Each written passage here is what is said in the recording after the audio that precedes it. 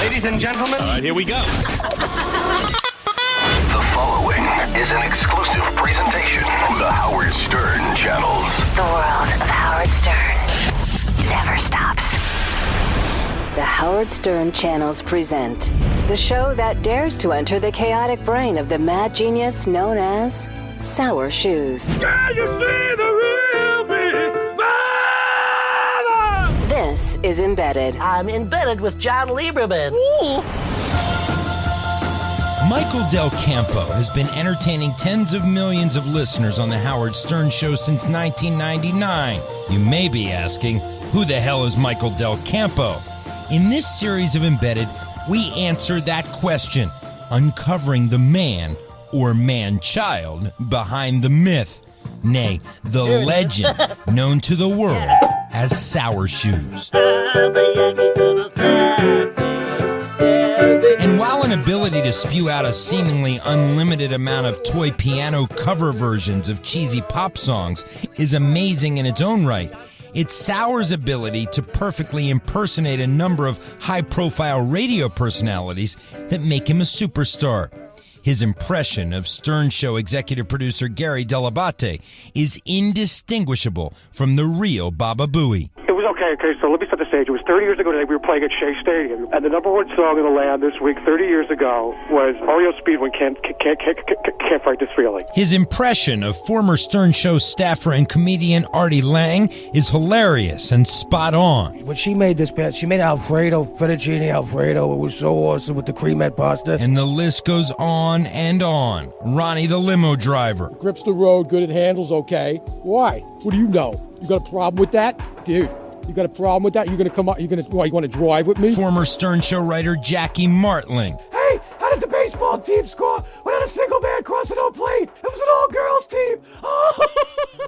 And I know. And then there was the infamous Steve Langford prank calls. Hello. Oh my God, I can't talk right now. Can I call you back? In which Sour called the former Howard 100 News reporter over and over. Langford's got a huge penis. I want it inside my mouth. Oh. Solidifying Sour Shoes' place in the annals of show history. Hello. Steve Langford's monster fat penis. If you can hear me, Sour? Sour Shoes, can you hear me? Hey, can you hear me? But listen, I just want you to know that I want you to go to jail for this. And I will be happy to work on that. It's the chaotic nature of Sour's calls that has led many to view him as a person completely unhinged from reality. Hello? But is he truly detached or simply a misunderstood genius? I packed my bags and headed out 50 miles north of New York City to a sleepy town called Mahopac. There, near a picturesque lake, I found the home where 41-year-old Sour Shoes resides. But he doesn't live alone. The man lives with his parents. We arrived early one summer morning as Sour was frolicking around his backyard pool, his trusty piano, and a phone he didn't seem to mind getting wet, already dialed into the Stern Show on the deck beside him. Good morning, Sour. Hello? You're in the pool early? There was a turtle up here because of the thunderstorm yesterday, so I put him in the water. Hey, what did the shy turtle say to the hooker? Thanks for helping me come out of my shell. Oh, yeah. Wow, you have the keyboard set up right by the pool. The pool.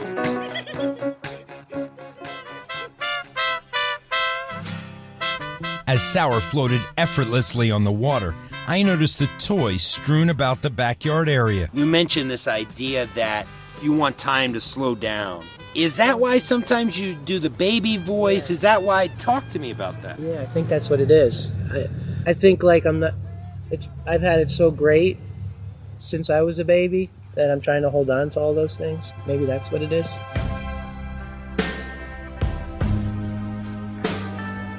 It turns out a lot of what makes Sour sour comes from a touching bond between father and son. Here's Sour's dad. Mikey, good morning. What the hell are you doing, Mikey? I hope you have a great day at school, Camp. Well, that's what we do. I know it's Toast. Without different little things around the house, the exaggerated T's and S's. And, that was years ago. That's what slapstick was, in a sense. You laughed at these things. It was fun in the family. Even from the very beginning, Sauer's mother, Teresa, saw something in her son. Something extraordinary. Something special. When I gave birth to Michael, friends of ours said to me, so what did you name the baby? And I said, Michael Christopher. And they said, oh my God, don't you know about Michaels? I said, what? Oh, they're devils. I said, well, I named my son after Michael the Archangel. This is where I'll be, so heavenly, so come and dance with me, Michael.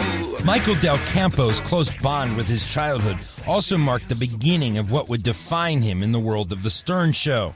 I would always watch the shows my older brothers and sisters were watching. Like when I was really little, Happy Days was just finishing up. John Horn remembers, I think the show jumped the shark in 1981 when Fonzie. I think that was in 1981. It actually had a 19 share, the rating. That's when I was little enough to catch on to that shit. I walked into the bakery when we got out of church, and they asked me for my name, and I said, hey, I'm the Fonz, but I was 3 years old when I said it. So you on the other side of the lake. So you started doing voices at 3. Yeah. Hi, I'm Henry Winkler from Advanced Mortgage. Despite it being the perfect summer day for a swim, I'd left my swim trunks at home because I was desperate to see inside Sauer's personal compound. Heading inside Casa de Sauer, we were led up a steep staircase, revealing an attic bedroom filled with toys, records, and hundreds of old tapes of The Howard Stern Show, some of them dating back to the 1980s. It's hot up here, dude. Yeah.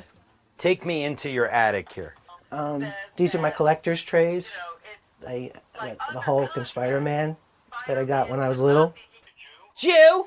That's my tanks that I collected. Show me how you play with these tanks. Oh, not, I'm German. That, we're back, Salter. And then I act like this is Indian Point, the American troops. Steady as she goes. I'm backing up for a range view. Here's all the vinyl. Yeah. Oh yeah, you have look at all that vinyl. Yeah. Here's all the vinyl. Here's some more of the guitars. Here's the tapes of these are tapes of the show. In these baskets and in those boxes. And it's in those early days that Sauer was first exposed to the one thing every perfect childhood needs, The Howard Stern Show. When I was really little, I remember being on my brother's and sister's lap, and we were picking my brother up at school. And it probably was the last year at WNBC, so I was really small. And I remember Howard's voice was a lot higher then. Oh, come on. Mommy, come on, talk to me. Ma, come on. Howard, I'm not staying on the air with you. Come on, Ma. Anyway, Rob. Howard, she doesn't want to talk today. Coming up on the next episode of Embedded, inside the horrific accident which may have changed Sauer's life forever. I'm John Lieberman. This is Embedded.